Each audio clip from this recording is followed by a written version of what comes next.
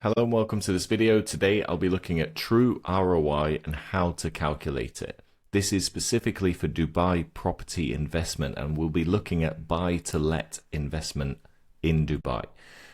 We're going to understand the key definitions, learn how to calculate those returns quickly to properly assess investment opportunities, and review typical ROIs in Dubai to save time and money when making decisions. Now, what is ROI actually? ROI is a ratio that measures profitability of an investment by comparing the gain or loss to its cost. It helps assess the potential return of investments on things like stocks or business ventures, and ROI is usually presented as a percentage and calculated using a specific formula. So we're looking at returns on investment, and this is something that you should really care about if you're planning to buy an investment property in Dubai. So here's a worked example to keep it really simple. You invest 1 million dirhams, and then each year this investment gives you 100,000 dirhams or grows in value to 1.1 during that first year. That equates to 1 million dirhams invested, a gain of 100,000, and a final value of 1.1.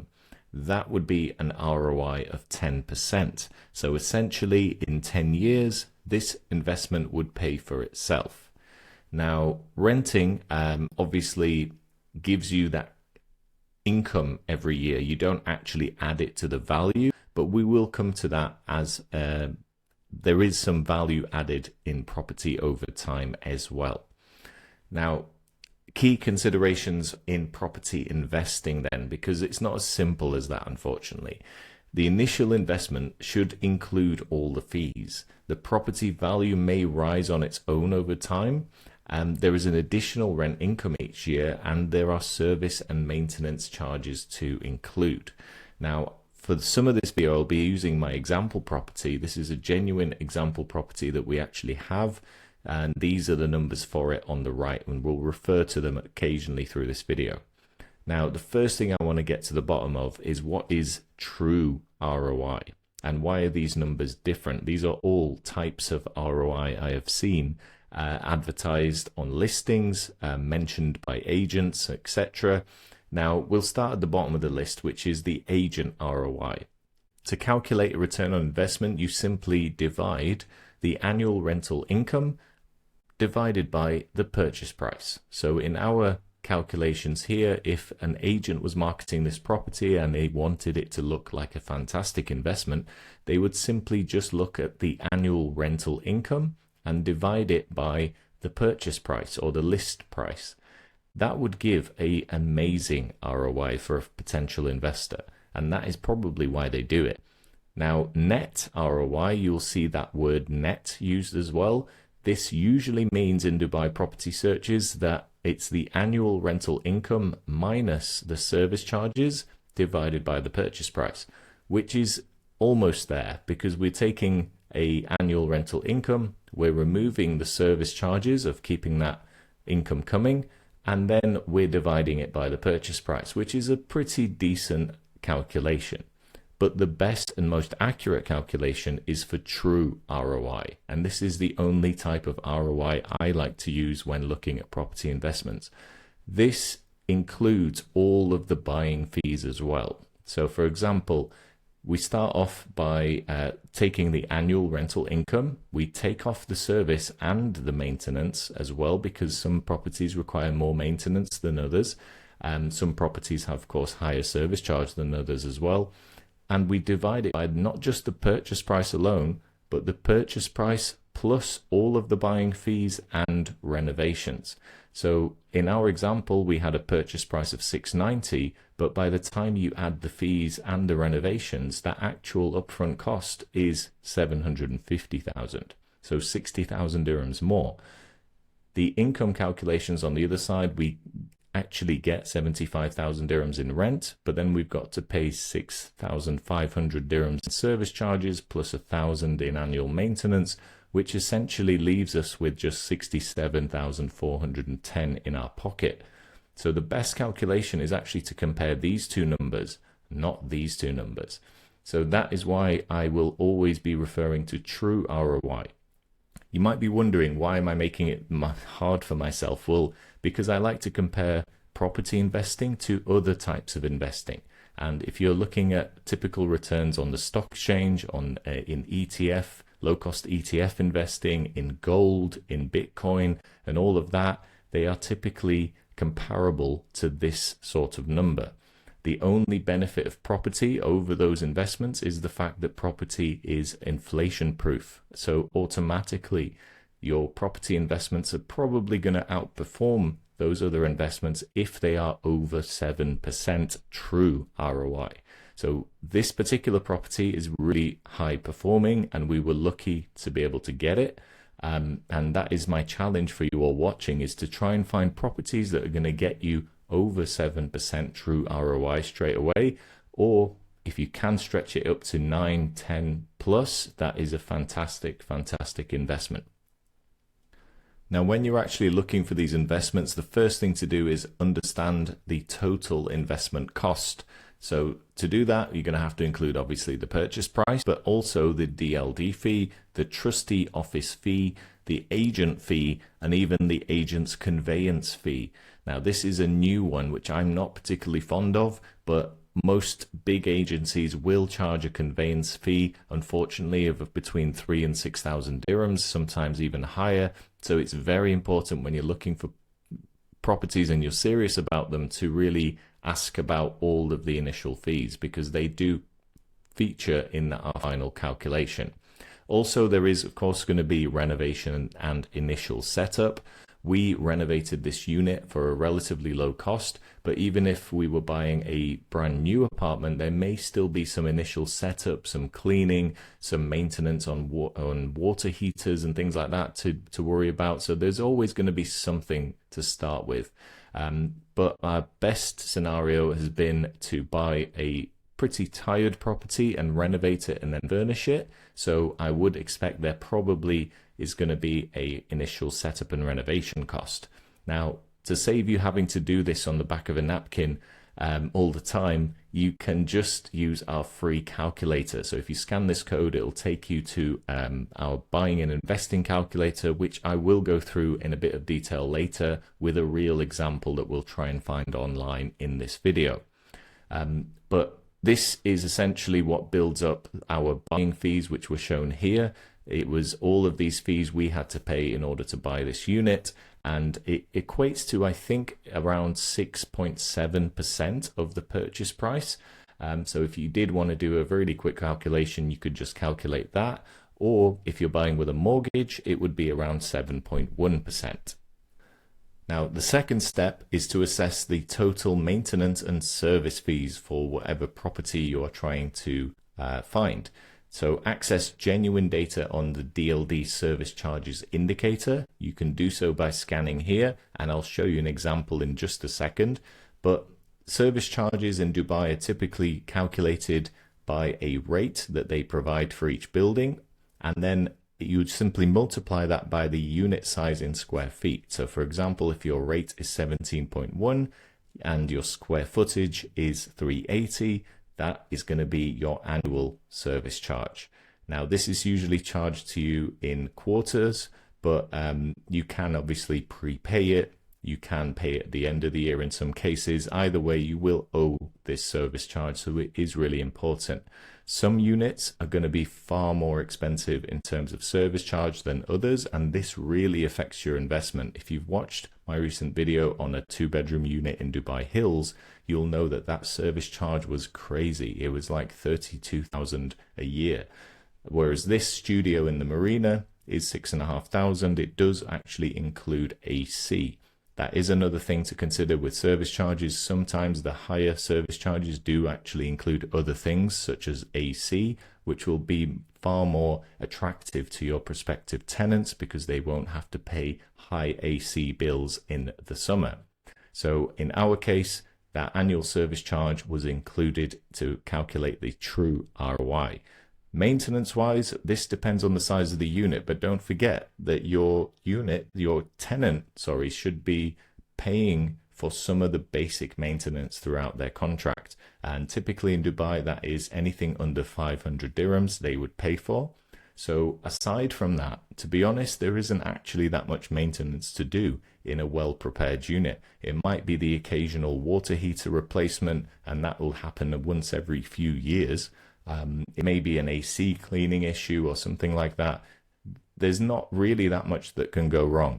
So for a studio, we would estimate 1,000 a year for a 1-bedroom, 1,500, and a 2-bedroom, 2,000 as the basic level of maintenance. Obviously, if you're looking at villas, the cost would be significantly more, but your rent would also be significantly higher, and your service charges are typically actually less per square foot for villas, so that kind of helps you out as well. Now, agents can be a bit sneaky when it comes to sharing genuine service charges. So if we go onto the DLD website via the link I shared, you can actually do an inquiry about services fees indicator, and you can choose any building or project here. So I'm just going to pick one that we have tried before. That was the Medalist building in Dubai Sports City. We're going to change it to residential, and we're going to go to the latest year. You have to click this little recapture, and then it will show you the genuine service fees as per the budget for that year. So in this case, we've got a total of 14.63 dirhams per square foot. So you need to multiply that, but you also need to add the unit AC charges because this building is chill free. So it's actually more like 19 dirhams per square foot that you need to put into your calculation. For a building like this, if you see an agent advertise it, they may only give you this figure because they sort of deliberately perhaps ignored the fact that there is an extra 5 dirhams for AC charges, and that is down to the landlord.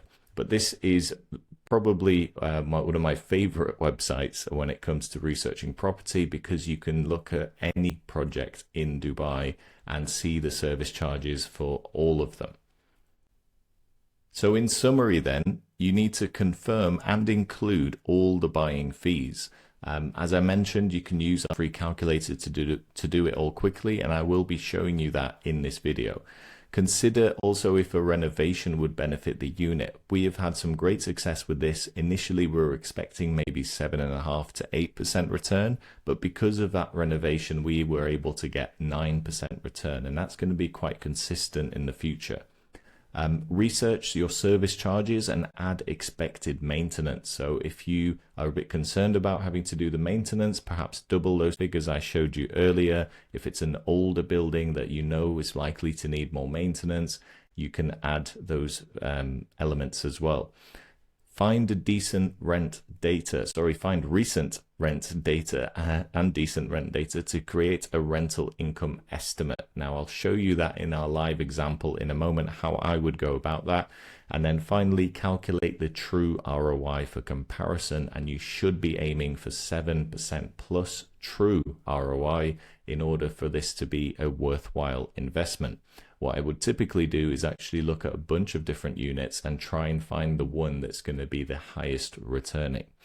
Now, remember, this is our true ROI calculation where we take the annual rent income, we deduct the service and maintenance charges, and we simply divide that by the purchase price plus the buying fees plus the renovations and set it as a percent. So you can set up a spreadsheet to do that quite easily, but if you need help with something, let me know as well.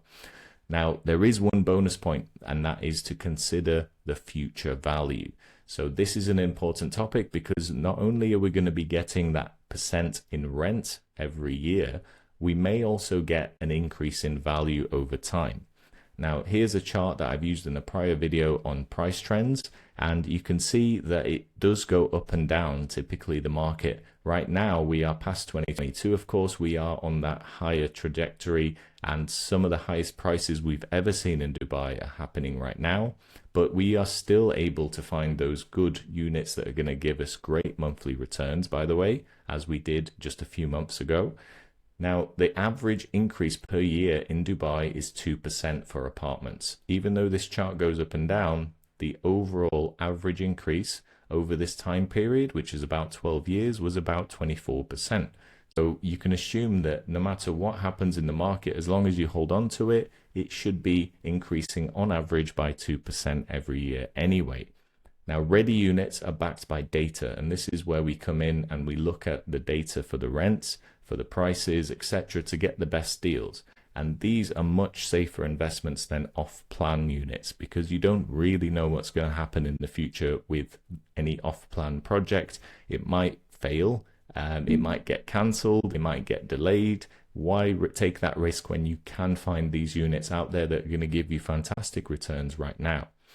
Also, some areas and projects have reached their peaks. Now, this reminds me of the Dubai Hills 2-bedroom apartment I recently reviewed, which had not only an extreme service charge, it was also the price of a house somewhere else. So I felt like it was already at its peak, and it's probably not going to appreciate in value as quickly as another area which is still developing.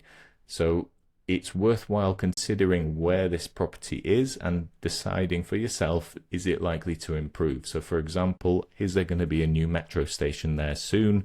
Is there going to be another draw to the area? Are there new businesses, schools, transport links getting opened up in the future that would help boost that area? If it's already developed, such as the Marina, JBR, Dubai Hills even is almost getting on finished, and they've kind of got everything that they're ever going to have, is it really going to be a place that's going to go up too much in the future? Now, if we consider our original investment of 750,000, if we just add 2% per year for 10 years, the final value would be 914. Now, bear in mind, inflation would also be running it alongside this, so it's not really going to feel like that much money. But bear in mind, this is the beauty of property investing, because you are tracking inflation with the value of your property whilst also making those high returns month to month. So I've just jumped onto Property Finder to actually show you how I would assess a property for sale.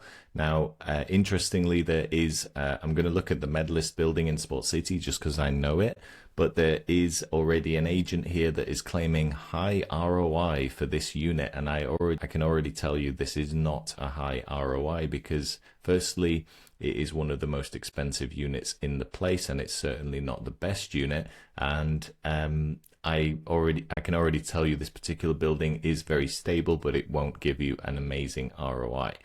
Now, let's have a look at something like this one. So this is a nice unit. It's 900,000 dirhams. It's got a bit of a Gulf view. Is it rented? So that's the first thing I'd be looking at.